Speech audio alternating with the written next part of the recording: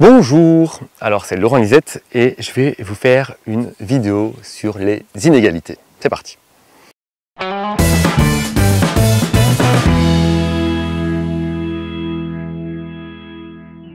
J'espère que ça va bien se passer cette fois-ci, parce que ça fait 4 fois que je la fais, cette vidéo sur les inégalités, et à chaque fois il y a un truc qui merde, que ce soit la carte mémoire qui va pas assez vite, que je dû changer parce que l'autre était pleine, puis après ça enregistrait pas parce que mon bouton marchait plus, enfin après le soleil est venu, enfin il s'est passé un tas de trucs.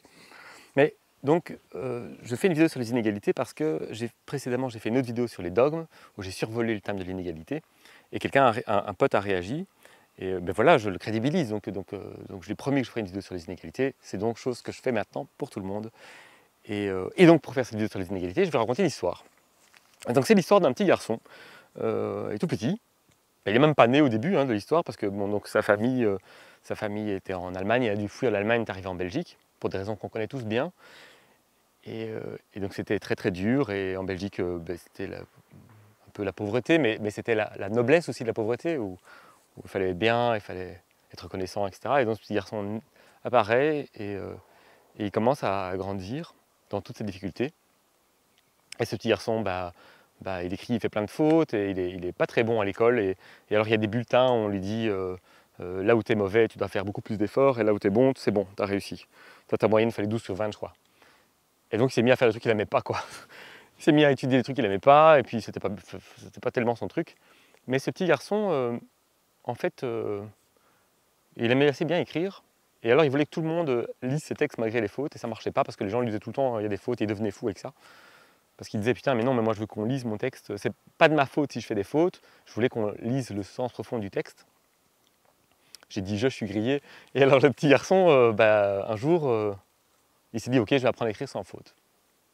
Sa carrière littéraire a tout de suite mieux marché.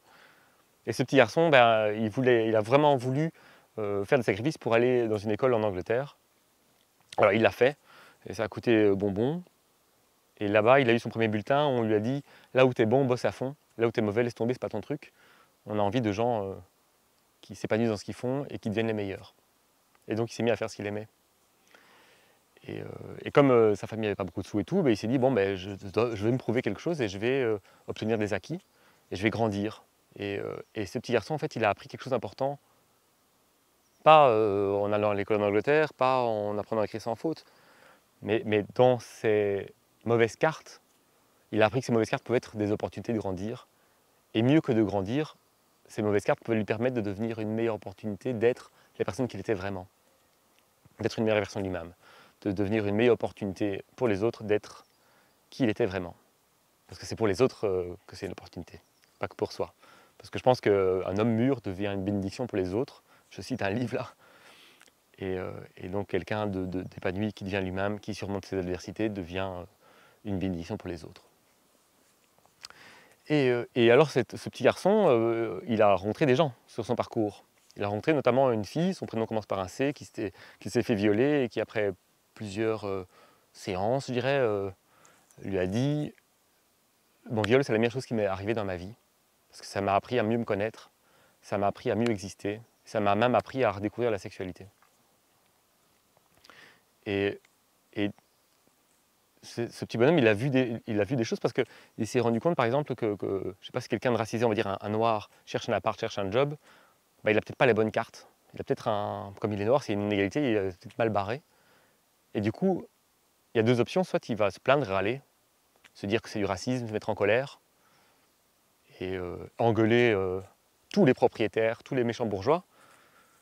Et ça tombe bien, parce que ce petit garçon, il est devenu un de ces méchants propriétaires, et pourtant il n'a jamais fait preuve d'inégalité à ce niveau-là. Donc je me rends compte que dans mon exemple, le noir racisé qui a du mal à trouver un appart, s'il se met dans la colère, en fait il fait un amalgame. En fait il fait un peu la même chose que le racisme. C'est-à-dire qu'il considère que son oppresseur, tout ce qui ressemble sont des oppresseurs qui ont oppressé. C'est faux. De la même manière que quelqu'un qui est raciste contre un noir, par exemple, il considère que tous les noirs sont comme ça, représente ce qui lui fait peur, ce qui n'est pas vrai non plus. Donc je me rends compte que ce noir qui cherche un boulot, par exemple, il pourrait agir d'une autre manière, il pourrait se dire, je vais progresser, je vais devenir une meilleure version de moi-même, je vais prendre ce refus comme quelque chose qui me donne faim, et je vais réussir à être meilleur, et on me donnera mon appart. et ça sera plus un privilège, ça sera pas un privilège de le recevoir, ça sera un mérite. Et donc je me rends compte que l'inégalité, c'est un moteur. C'est un moteur à devenir soi-même. Et c'est un moteur à s'aimer. C'est-à-dire que c'est mes mauvaises cartes, et peut-être mes bonnes, mais c'est surtout les mauvaises cartes qu'on voit. On ne voit jamais ces privilèges. Mais mes mauvais, et ils ne forgent pas tellement nos privilèges. Nos mauvaises cartes, nos réactions à nos mauvaises cartes, c'est ce qui va vraiment nous permettre de décider de grandir ou d'être dans l'amour de soi et d'exister, ou d'être gris et dans la colère.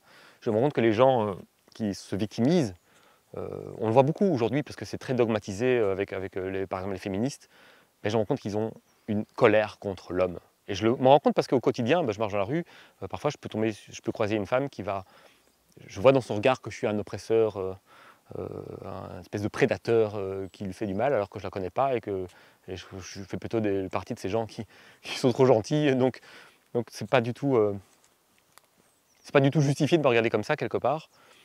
Et je me rends compte que parce qu'elle me regarde comme ça, j'ai tendance à ressentir de la colère et une injustice. Et donc je fais un effort pour transformer ça en quelque chose de bienveillant. Et me dire, mais attends, mais je vais mieux me concentrer sur qui je suis. Donc ça n'a peut-être rien à voir avec le féminisme ou les femmes, pour pouvoir me construire et être fier de moi et m'aimer. Et moi, je sais que je ne suis pas un prédateur. Et c'est pas facile parce qu'on a naturellement tendance à la colère. Donc je comprends la femme qui me regarde avec de la colère, qui projette sa souffrance sur moi. Mais je me rends compte que cette colère, elle ne crée que des conflits. Et je me rends compte d'une autre chose aussi, c'est qu'on a tendance à dire, oui, mais on va justifier ce conflit parce qu'en fait, on veut améliorer le monde. Donc le monde va très bien. Il y a plein de choses qui vont très bien, des choses qui vont mal. Il y a plein de choses qui vont très bien. Et là aussi, ouvrez un livre d'histoire, regardez dans le passé, regardez dans la géographie, vous allez voir qu'en fait, ici, on est très bien. Et je pense que quand on est dans un endroit qui est très bien, il serait logique de l'aimer quand même d'abord. Il serait logique d'être dans la gratitude. Même s'il est très dur, je crois que ce serait logique d'être dans la gratitude parce que c'est notre endroit, c'est là où on est. Et donc, c'est cohérent de l'aimer. Et je pense que à partir du moment où on est dans la colère par rapport à cet endroit, qu'on est en colère par rapport à ces inégalités, eh bien en fait, quelque part, on va se faire du mal à soi, on va faire du mal aux autres, on va créer des amalgames comme je l'expliquais avant. Et même si on défend une cause, en fait, en défendant cette cause, on va faire beaucoup de mal autour de nous.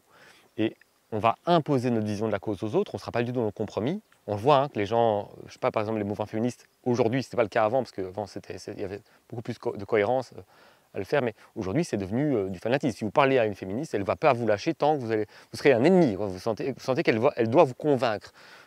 Quand on fait une cause, pas que le féminisme, quand on fait une cause, si je défends les éléphants, je dois convaincre les gens. C'est une cause, je dois convaincre.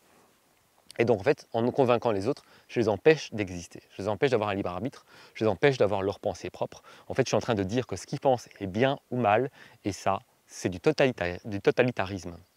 Et tout à l'heure, je vous parlais d'un petit garçon qui avait fui l'Allemagne, dont la famille avait fui l'Allemagne. Il a fui le totalitarisme, qui est arrivé exactement comme ça. Donc, je ne veux pas parler spécialement de ce conflit-là ou de ce totalitarisme-là, parce que c'est pas très... Mais c'est comme ça qu'il est apparu. Donc, si vous voulez défendre une cause, et que vous êtes prêt à imposer votre manière de penser ou votre manière de vivre aux autres, je pense que vous serez malheureux. Et je pense que vous ferez du mal autour de vous. Et le pire, c'est que je pense que votre cause n'évoluera pas vraiment, positivement. En fait, si vous voulez aider le monde, si vous voulez l'améliorer, si vous voulez vraiment combattre pour des causes, eh bien c'est très facile. Il suffit d'être heureux. Vous allez remarquer que quand vous êtes heureux, ou quand vous fréquentez des gens heureux, ils ne font pas tellement de mal aux autres. Ils ne souhaitent pas du mal aux autres. En fait, ils donnent même des chances aux autres, parce quand on est bien, en fait, on a beaucoup à donner. Et vous allez voir qu'en fait, les gens en colère, malheureux, qui luttent pour des causes, ils créent plein d'ennemis. Alors que les gens heureux qui vont bien, ils n'en créent pas. En fait, ils souhaitent le bien aux gens, et en fait, quelque part, eux luttent contre les amalgames. Et être heureux, c'est quoi? Être heureux, c'est accepter qui on est. C'est accepter l'expérience de la vie, dans la gratitude, et être soi.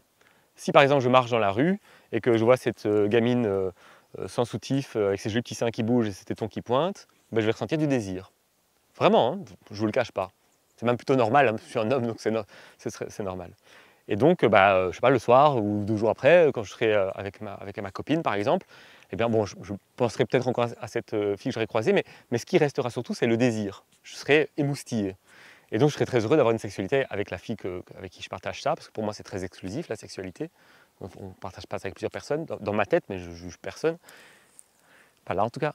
Et Et donc, en fait, ce moment charnel aurait été encouragé par le fait que je puisse être moi-même. A contrario, donc je connais quelqu'un qui est avec un homme qui se castre avec le temps, parce qu'en fait, il entend le dogme féministe qui lui dit c'est mal. C'est mal de voir les seins de la nana, ou d'être sensible à ça. Et donc, en fait, le mec est en train de se castrer, il est en train de s'éteindre, et évidemment, la première personne qui s'en plaint, ben, c'est sa copine. Parce que forcément, on n'est pas on-off. Hein, donc, je voudrais vraiment faire passer le message que quand on est soi-même, quand on ose dire ce qu'on ressent, quand on ose faire ce qu'on a envie, quand on ose réaliser ses rêves, dans la gratitude, en disant merci autour de soi, même quand il y a un truc difficile, c'est une épreuve à surmonter qui nous grandit. Donc quand on est dans cet état d'esprit-là, ben non seulement on avance, et en plus on fait du bien autour de soi.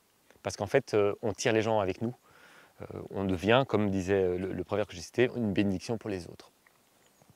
Et c'est assez facile à prouver parce que quand on arrive à réaliser des choses, eh bien on a des choses à donner. Je ne vais pas faire un épisode sur le capitalisme qui a pour pouvoir donner, alors que s'il n'y a pas, ben c'est difficile de donner.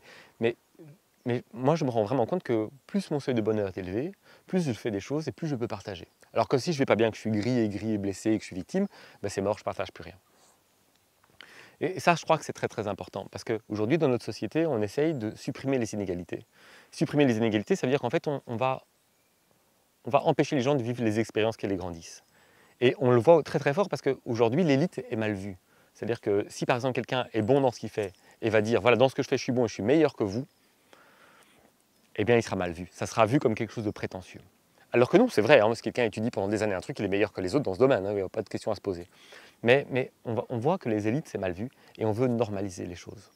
En fait, c'est terrible ce qu'on fait parce que si, imaginons que je prends l'exemple de ce petit garçon qui est parti en Angleterre ou de ce black qui cherchait un appartement, si on l'a empêché de trouver son chemin de progrès, son adversité pour qu'il puisse grandir et trouver son appartement et qu'on lui dit voilà, discrimination positive, on te donne l'appart, ben, qu'est-ce qui se passe? En fait, on lui supprime sa fierté personnelle, on lui supprime sa joie, en fait on supprime son épreuve, on supprime le fait qu'il grandisse.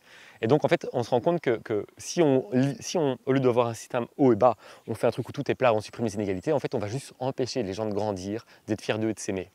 Et ça, c'est terrible. Donc ma réponse est claire, je suis pour les inégalités. Alors si maintenant vous me dites oui mais les inégalités, lutter contre les inégalités fait progresser le monde, je pense que j'ai bien expliqué que ce n'est pas le cas, mais que surtout les inégalités permettent aux gens de grandir et d'être eux-mêmes. Et quand les gens sont, on voit dans la pyramide de Maslow, quand les gens vont bien et sont épanouis, ils contribuent positivement au monde et à lutter contre les amalgames et les inégalités. C'est vraiment important de se rendre compte. La cause où on doit être en colère, où on défend quelque chose, où on fait de la propagande, où on défend une inégalité pour soi-disant faire progresser le monde, c'est quelque chose qui ne marche pas. Et je vais faire un clin d'œil à tous les geeks qui ont joué à des jeux vidéo où il y avait des classes de personnages différentes et on essayait, quand c'était du PVP, on essayait d'équilibrer les classes pour qu'elles aient toutes la même force. Ça ne marchait jamais. Il y avait toujours des classes plus fortes que d'autres. Et là, il y avait toujours les joueurs qui voulaient avoir facile, qui jouaient les classes très fortes. Et ça n'a jamais marché. Donc, si vous voulez un monde sans inégalité, de 1, ça va être un monde plat qui ne m'adresse pas, où les gens ne progresseront plus, ne seront plus eux-mêmes. Et surtout, ça sera impossible. Donc il y aura toujours des tensions. Il y aura toujours des gens qui disent oui, mais là, ça, c'est pas juste, c'est pas juste. Et les inégalités me montrent un truc, c'est que comme c'est une démarche l'inégalité, c'est une expérience de vie, mais il y a une démarche. Ce qui crée l'inégalité, c'est la démarche où on se dit oui, mais moi, je suis victime et lui, c'est le bourreau. Et ça ne dépend pas de la quantité de l'inégalité. C'est-à-dire que même si on en règle, on va toujours en trouver des petites qui vont permettre de rentrer dans cet état d'esprit-là, qui est en fait un état d'esprit de la facilité, puisqu'il évite de faire face à l'adversité. Ça permet en fait de s'asseoir par terre. Et le problème, c'est qu'il y a un cercle vicieux. L'inégalité, si on est contre, en fait, ça veut dire qu'au lieu de dire aux gens, si tu veux manger, tu vas pêcher et je vais t'apprendre à pêcher, on dit aux gens, si tu veux manger, voilà 2 poissons. Si on lutte, si on fait de la discrimination positive, entre guillemets, si on lutte contre les inégalités, on va devoir donner des poissons à ceux qui ont faim, sans leur apprendre à pêcher.